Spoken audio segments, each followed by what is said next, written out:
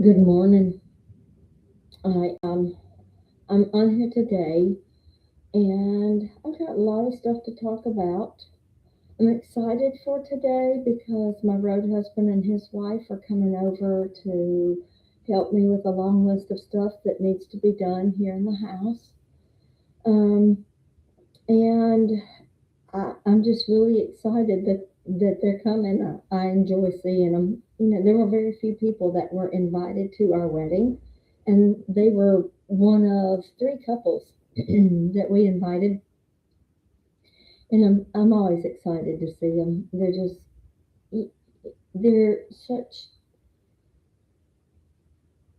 I don't know, they're just that kind of people that you can't wait to see, and it's kind of sad when they leave. And you can talk to for hours and hours. So I'm pretty excited about that. Um, so today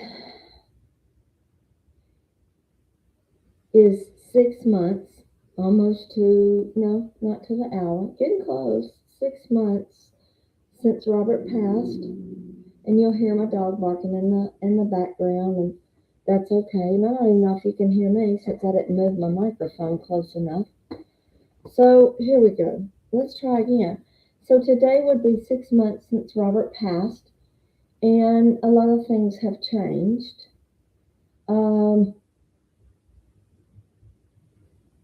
I still miss him. It's just on a different level. Um, but I got up this morning and there was a thing about photos through the years, and it's photos of us. So that's beautiful. I don't know if you got plenty of water. You can't cry if you're drinking water. So that's for people that have children. They can't cry if they're drinking water. It helps them calm down too. And once they're calmed down, then you can find out what it is that's going on. So I'm not being unselfish. Wait, that's the wrong word. I'm not being selfish. In doing that, I want children to be able to express their emotions. Let's just clarify that. Anyway, I don't think I ever told you about the time, the days. Robert went in, and I'm just going to do it now, and we'll just go from there. Robert had been sick for a long time, and even on our wedding day, he wasn't feeling good. I didn't know it, but because he didn't tell me, because we were too excited. We were married. I was so excited that day on our wedding day.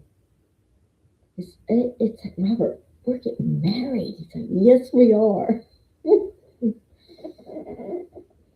And but even on our wedding day, he wasn't feeling well. But he never let me know until later in the day.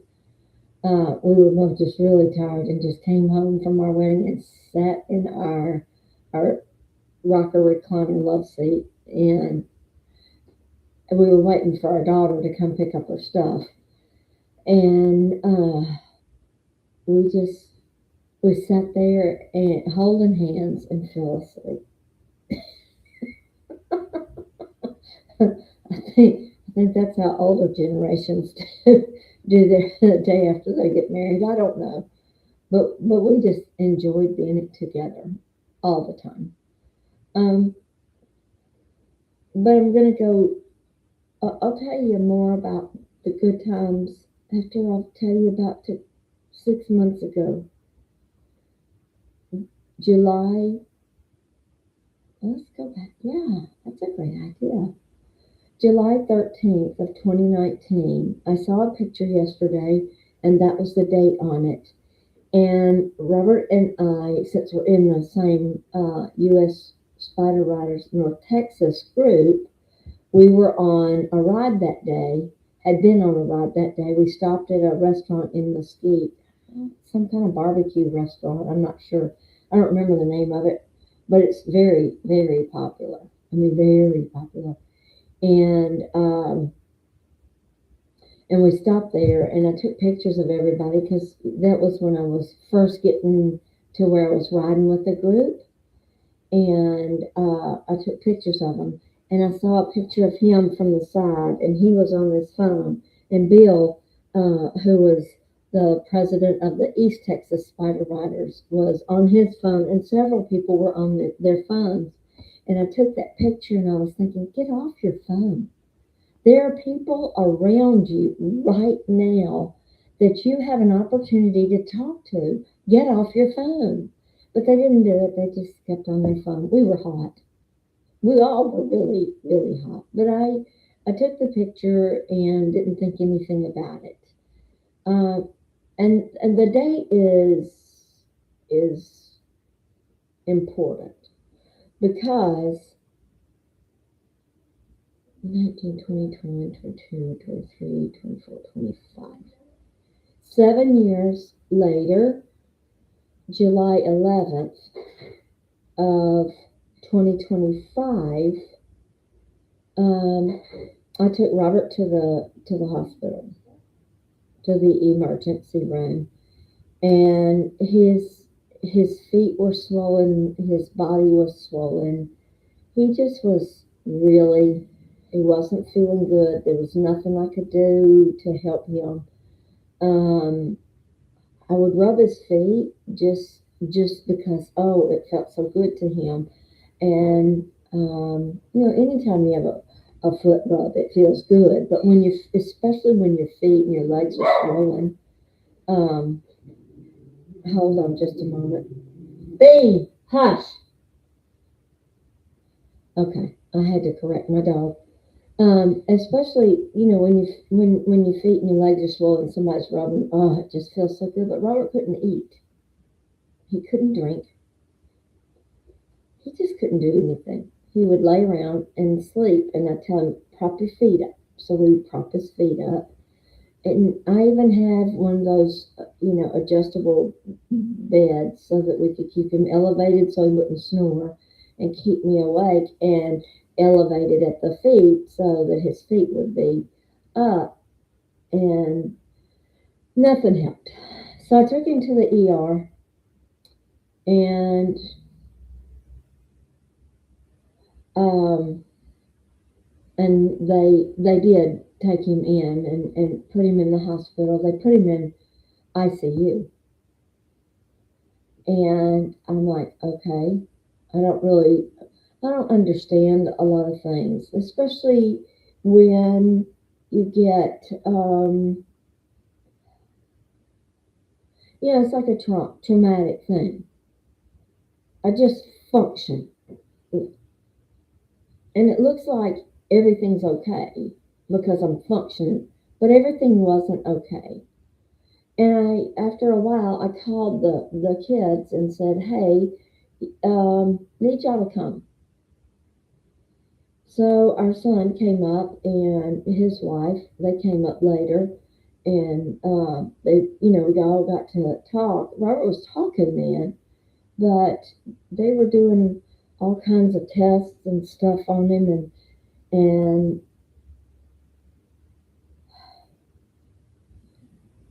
that was July 13th. He stayed in ICU pretty much most of the time. They would get him out, something would happen, they'd have to take him back in. And they'd get him out. And, I mean, it was back and forth. And maybe I have some of this incorrect because at some point in time he was in CCU. And that's when he was in CCU, that's when he wrote, um, that's when he wrote out, legally wrote out his medical durable whatever medical power of attorney and his DNR, do not resuscitate. And I'm like, please change this. Please change this. And he said, no. No, I've made up my mind. And I'm like, okay. But you see what he didn't, he made up his mind. But what he made up his mind to do was say, Christy,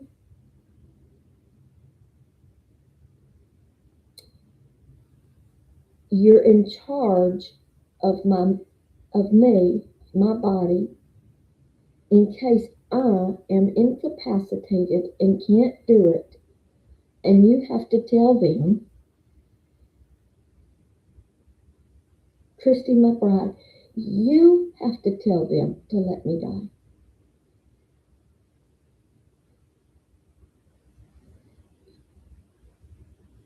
That's not fair. I didn't marry him for him to die. I married him for him to live and to live with me.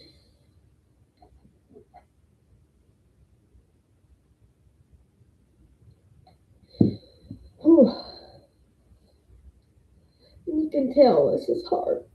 I'm drinking water, I'm crying, and all kinds of signs that I'm under stress right now.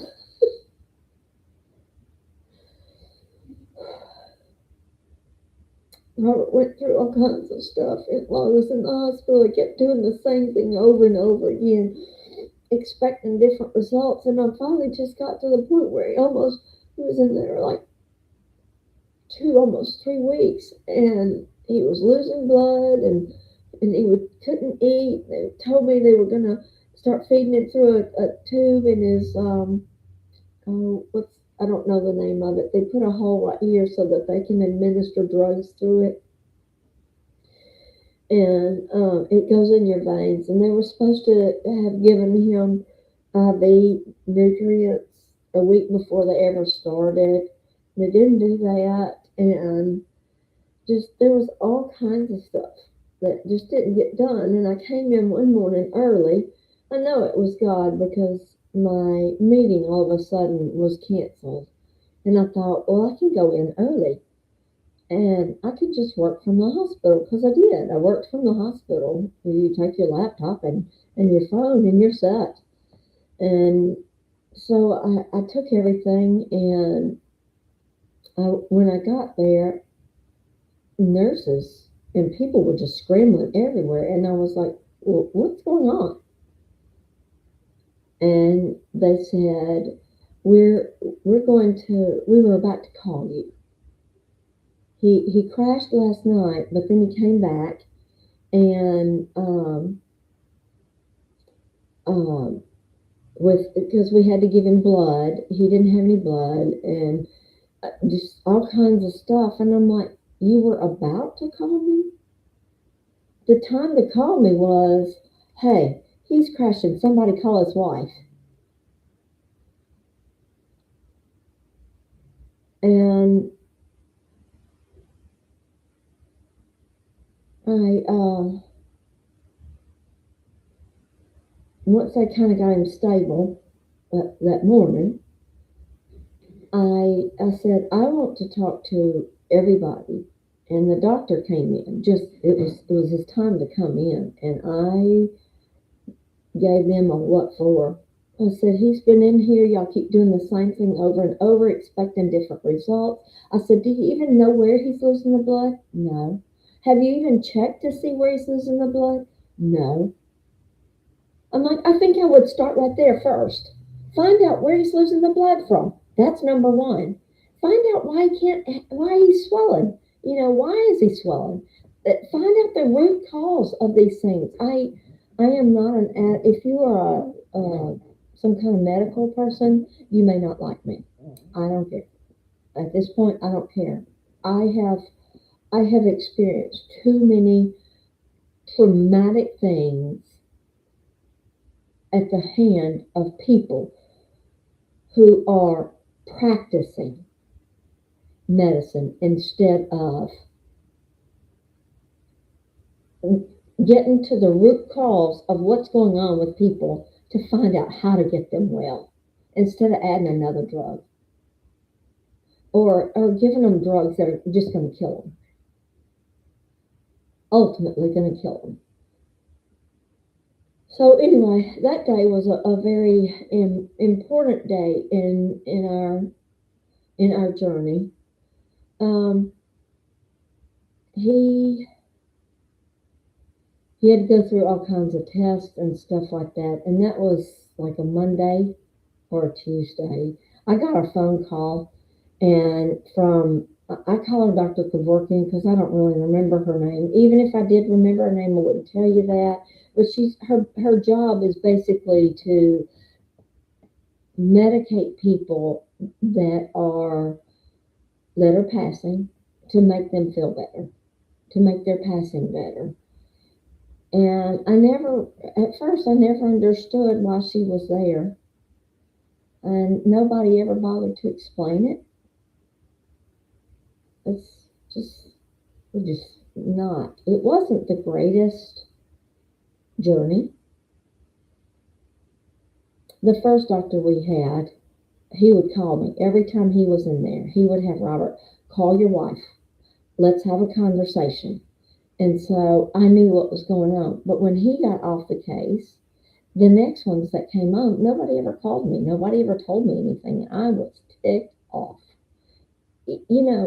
I'm involved in this. This is part of me. I want to do that. I don't really want to know. Anyway, so later the week after he had all those tests that I said, this is what you're going to do. I told the doctors what they were going to do. I told them how to do their job. That's basically what it was. And they ran all the tests that I said to run, and they came back, called Dr. Kevorkian, called me and said, hey, we are going to have a conversation with you, need to know your schedule. And I said Thursday would be a good day. And so that was like on a Tuesday or Wednesday, I don't remember the day exactly, but I went up and I talked to Robert. I said, hey, they're going to have a conversation with us. No, they're going to have a conversation with us on Friday. We're going to meet and see what our next steps are. I said, I don't care what they tell you. I want you to believe that God has a plan for you, and you're coming home with me.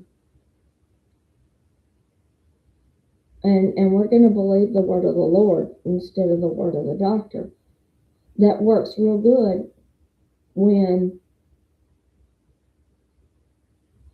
you've been spending time with the Lord. If you're spending time with the Lord, it builds trust. It's like any other relationship.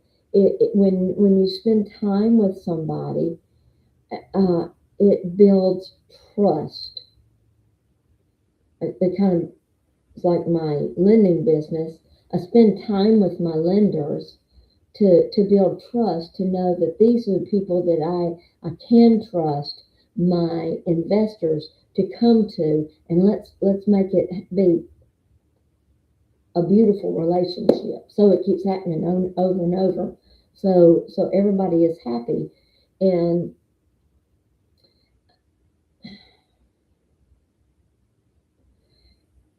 so you spending time with the Lord builds that trust in Him. It's not that He has to trust us, it's that we have to build that trust in Him. And Robert didn't have that trust. I'm just being honest. He didn't have that trust. He was wavering in his beliefs. But I said, that's what we're going to do. We're going to believe God, and you're going to come out of this. And he said, okay. And later in the day, he said, Christy, I believe that if I could just get out of the bed, granted, his feet were like this big around, not as big around as my head.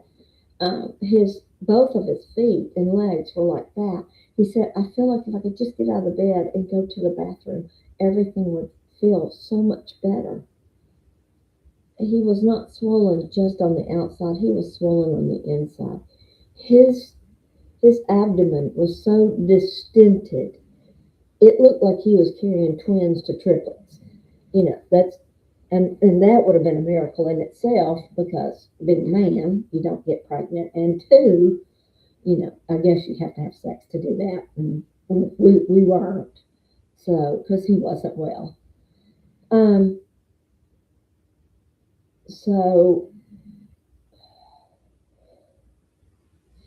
I said, okay, well, we're going to work towards that then.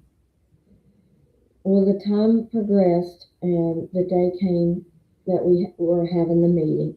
Oh, during that time, y'all, I got special permission to bring his dog, Missy, that y'all normally you'll see her right there, laying there with Sammy. She's the little mini schnauzer, and she's his snuggle bug. I mean, she just loved to snuggle with him.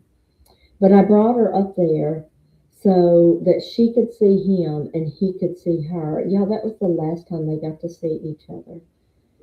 And for hours, they just sat there and he just loved on her. And she sat there with him. I think she knew. I'm pretty sure he did. But until he was like, okay, you need to take her home. So I took her home that day, and then Friday came, and the doctors basically were saying it was a cancer doctor that had refused his case for 3 weeks. He had seen the reports, and he said, "I'm not jumping in the middle, so I'm not going to treat him."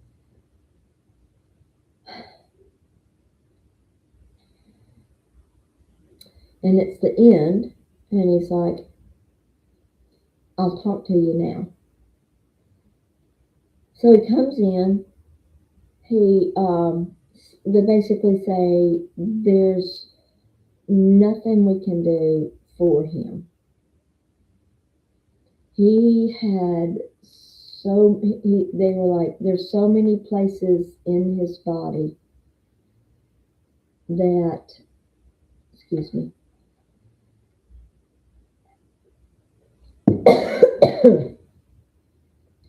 that were, that had spots on them. Like, we can't get to this, there's no, he's not healthy enough. He's in too much critical of a condition for us to go in and take any spots or biopsies or whatever to find out what's going on with him. And so basically, the only thing we can do now is stop the nutrients, stop any medicines, and stop any kind of treatment. And we can give him medications till he passes.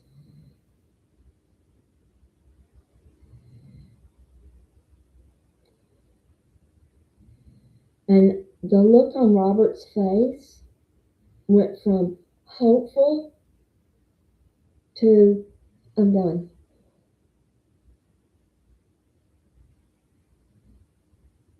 That was on Friday, the Sunday before we celebrated his 57th birthday in ICU with candles, with a 5 and a 7, candles on top. They don't let you light the candles in ICU with oxygen. They're just no fun. But if you press the button on the bottom of the 5 and the 7, they blinked. Um,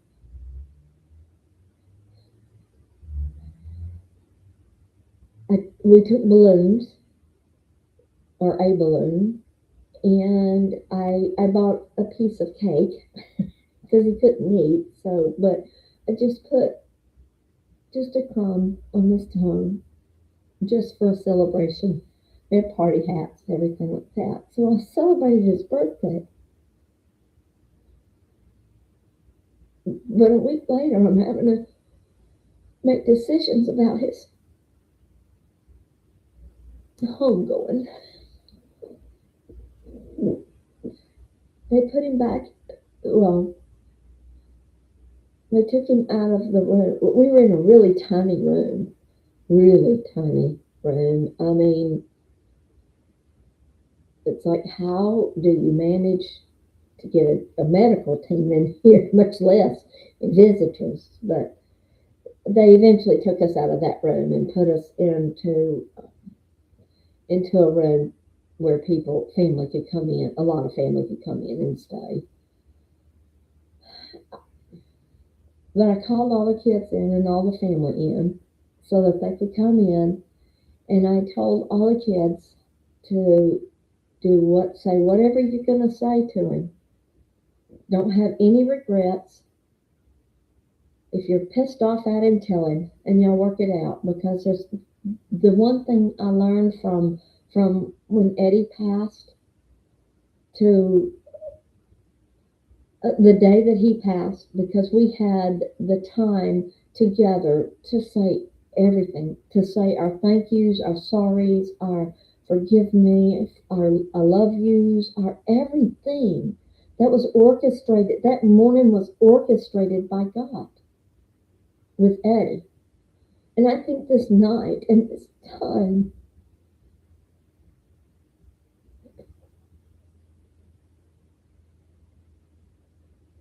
was orchestrated by God so that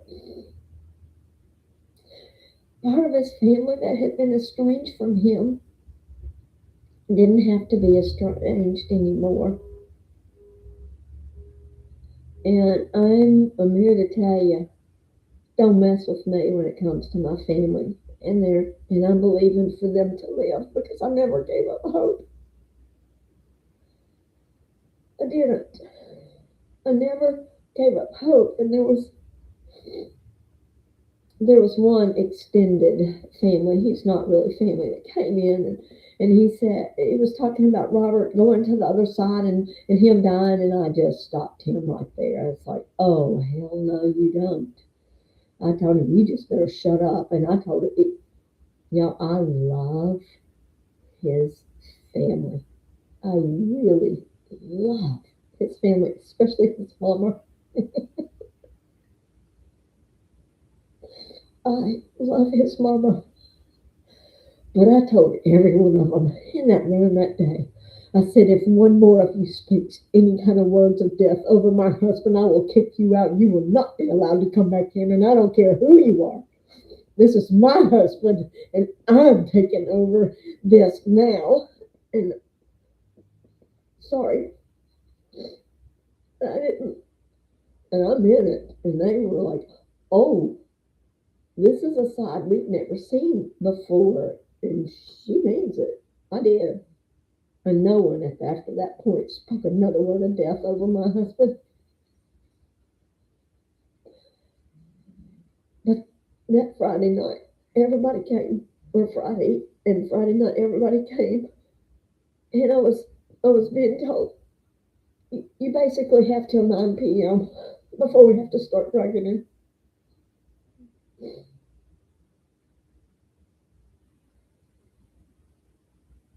And I just kept saying, are you sure this is what you want? Are you sure this is what you want? Because I want you here with me. I'm not trying to be selfish. I just want you here with me. And he said, yes. So please change your mind. He said no. I was like begging him, please change your mind. He kept saying no. Even if he would have changed his mind, it wouldn't have made a difference. And ultimately, I knew that.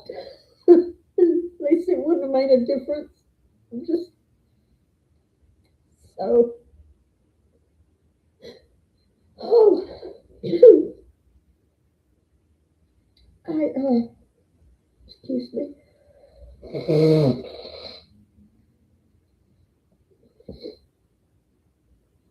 I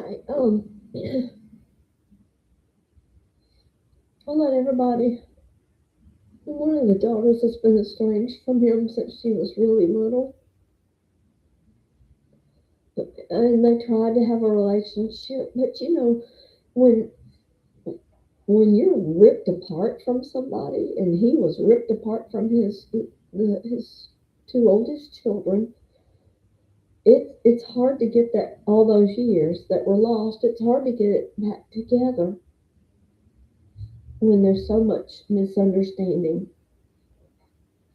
and so many lies and misunderstandings been told.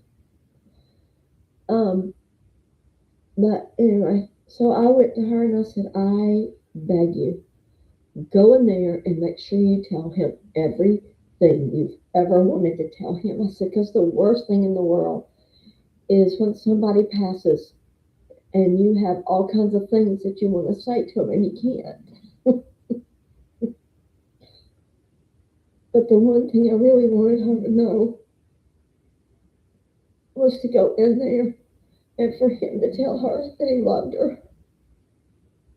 That's important for fathers to tell their sons and daughters that they love them, no matter what has happened.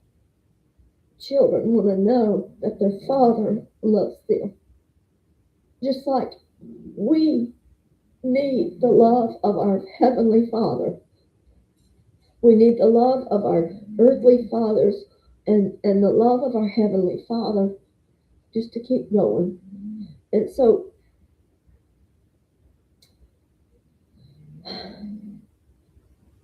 the time came, and I Robert couldn't move in the bed, so I just asked him to move him over as far in a hospital bed as they could. I said, because I'm going to sleep with him. I'm going to lay next to him because I didn't know how long it would take. And so then they started. The other thing I didn't know is they were giving him a medicine that dehydrated his mouth, and he got sores and stuff. If I had known that was going to happen, I would have said no. I just would have said no. So, Mother, if you're planning to vacuum, I'm recording.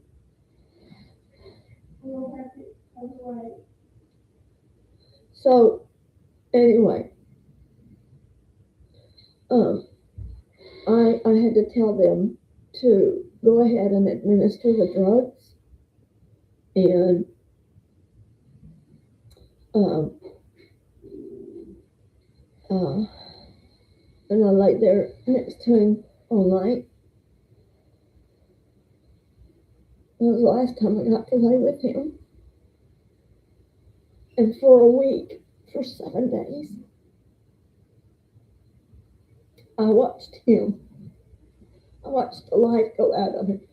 I wouldn't let him give him so much drugs that he couldn't say, yes, I need them, or no, I don't. I don't want, I didn't want to drug him to death.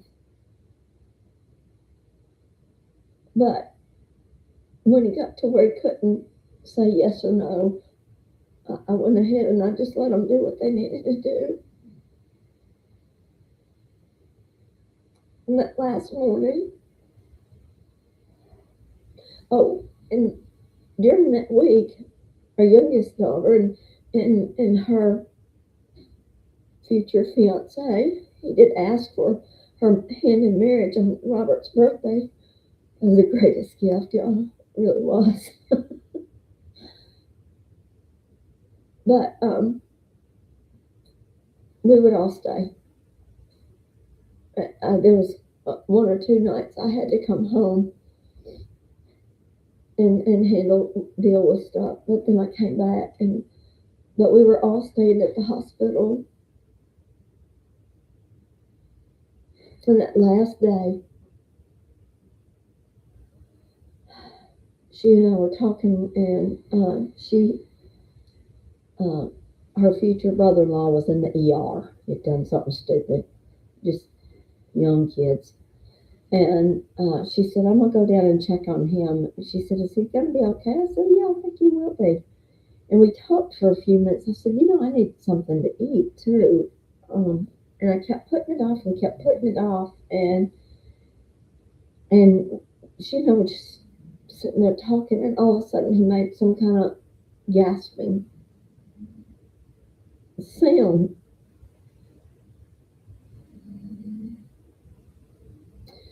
Your heart can't function if you don't have fluids, if if you're losing blood, platelets and stuff. And so it's,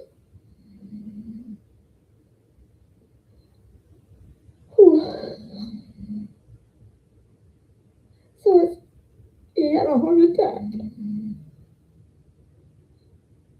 And that's what ultimately, that's the last thing there was.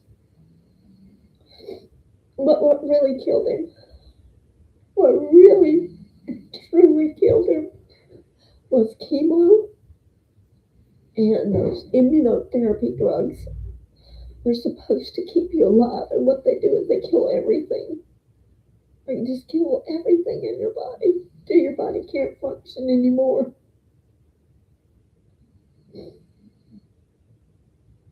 And that was 6 months ago today.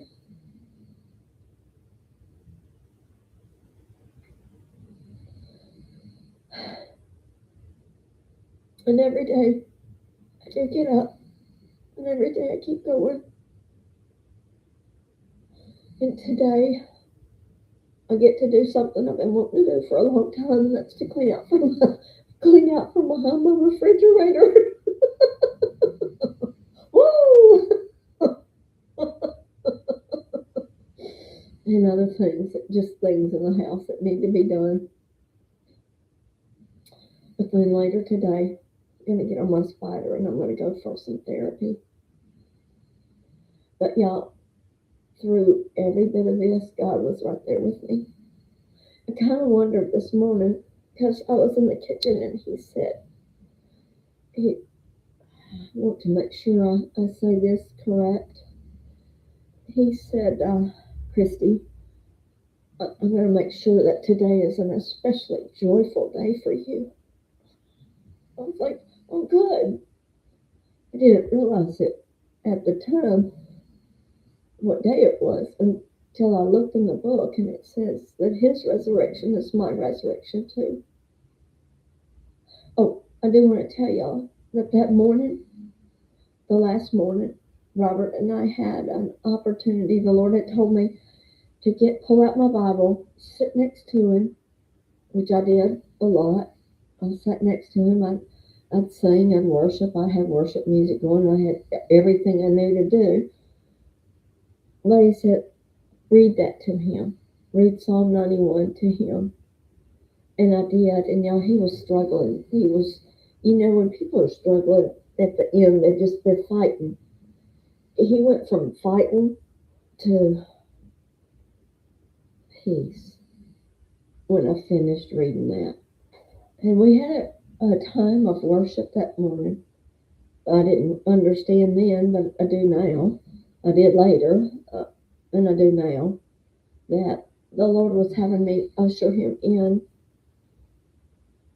into his presence to let him know that, hey, this is okay. This is okay. So here's what I know, and it's in a past video, that the prophecy that the Lord had given me, that Robert's going through a tough time right now, and he does a battle right now, and he doesn't know how to fight it, but